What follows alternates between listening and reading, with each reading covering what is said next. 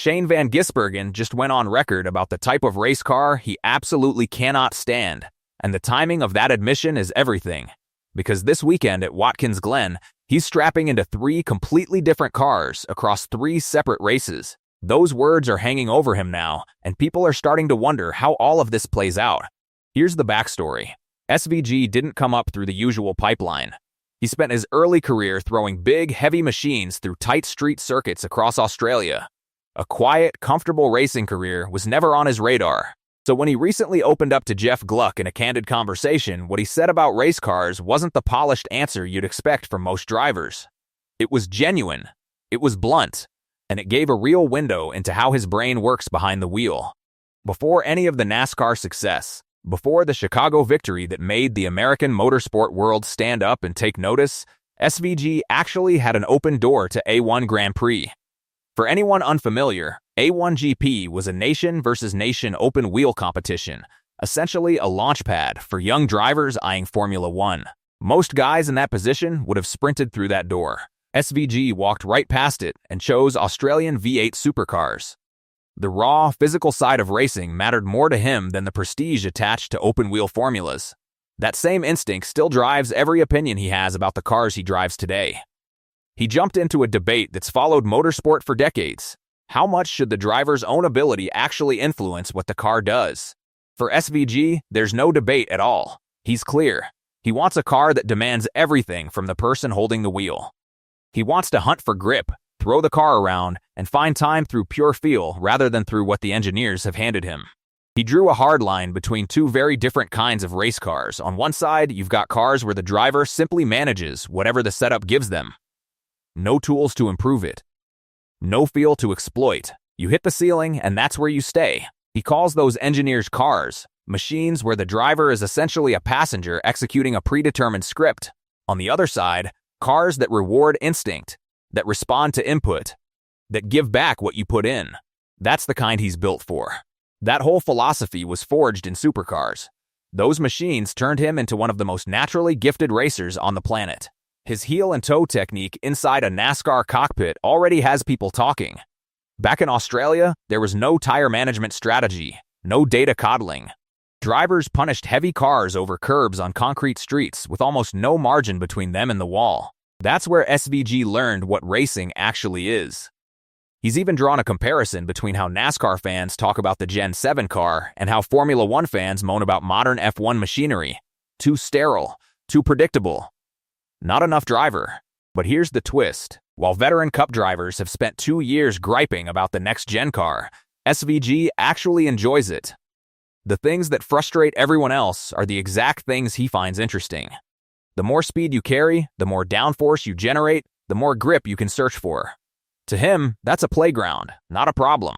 That also explains why his transition to NASCAR looked so effortless on road courses.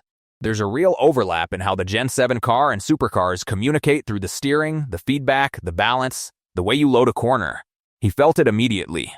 Even so, he stays grounded about where he actually sits in the Cup Series pecking order.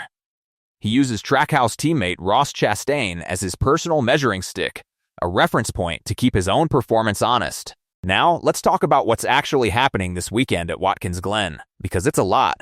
SVG is making his Truck Series road course debut on Friday. Teammate Connor Zeilish is chasing his first career truck win. Ross Chastain is rolling into his 121st truck start with 5 wins already on the books. All 3 Trackhouse Cup drivers are kicking things off together in Friday's Bully Hill Vineyards 176, 4:30 p.m. Eastern on FS1. SVG and Chastain wheel trucks for Nice Motorsports. Zeilish runs with Spire Motorsports, the same organization that just put Carson Hocevar in victory lane at Texas last weekend. Here's what makes the truck race even more wide open than usual. Defending series champion Corey Heim isn't in the field. He swept 5 straight road course wins last season and took this very race a year ago. And beyond Heim, there isn't a single past Watkins Glen truck winner entered. The trophy is completely up for grabs. Keep an eye on Lane Riggs from Front Row Motorsports. He took NASCAR's first ever St. Petersburg street race win back in February. Road course specialist Ajay Allmendinger is also in the mix, piloting the Cowig Racing number 25. He's spoken about how Watkins Glen carries personal meaning It's the venue where he scored his first Cup Series victory. He ran a solid Darlington race to shake off the rust in trucks and heads into the weekend aiming to contend for the win.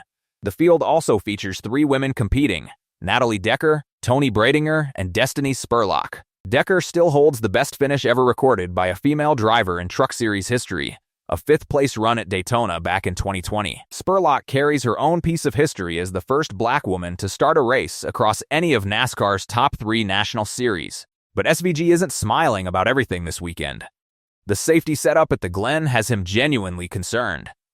NASCAR installed tire bundles in the Turn 1 runoff area and put up a 68-meter tire wall exiting the Turn 5 carousel. That wall begins 6 meters from the track edge and angles progressively inward until there's barely 1.5 meters of room remaining. His take on Turn 1 was positive. The gap design in the tire packs makes sense and should work well. The carousel exit is a different story. He's worried about the angle at which that wall closes back in. Based on his past experience, walls positioned that way have a habit of snagging cars and launching them unpredictably. NASCAR's safety team has responded, acknowledging the carousel exit has historically produced violent impacts and that the barrier placement is specifically designed to absorb and redirect those forces. Turn 1 bundles are also there to give drivers a cleaner reference point and pull wayward cars back toward the racing surface faster. This weekend also marks SVG's first ever NASCAR triple duty. Trucks on Friday, Xfinity on Saturday, Cup on Sunday. The Go Bowling at the Glen goes green Sunday at 3:00 p.m. Eastern, and it's the earliest in May that Watkins Glen has ever appeared on the Cup schedule. It's also his first real shot at defending a road course win from last year. SVG closed the 2025 season by sweeping the final 5 road course events, one of the most remarkable streaks the sport has seen in years. But the 2026 schedule has changed significantly. Mexico City is off the calendar entirely. Chicago flipped back to an oval. The Roval is gone. His only legitimate defense opportunities are Watkins Glen and Sonoma. He's not walking in with a guarantee, though. The Trackhouse Chevy hasn't responded the way he needs it to so far this season. He's been blunt about it, lacking corner entry, drive off the apex, and straightaway power. Those aren't minor complaints. That's the entire recipe for a road course setup, and he doesn't have any of the 3 working the way he wants. Qualifying at Talladega already exposed how much ground the team needs to recover. Weather could shake everything up too. Rain is in the forecast, and temperatures are expected to drop. He's laughed it off publicly, admitting he's actually quite good in the wet while openly hoping he never has to prove it this weekend. Wet conditions take precision completely out of the equation. You stop driving and start reacting. Things go wrong in a hurry. A few more names that could factor into Sunday's Cup result.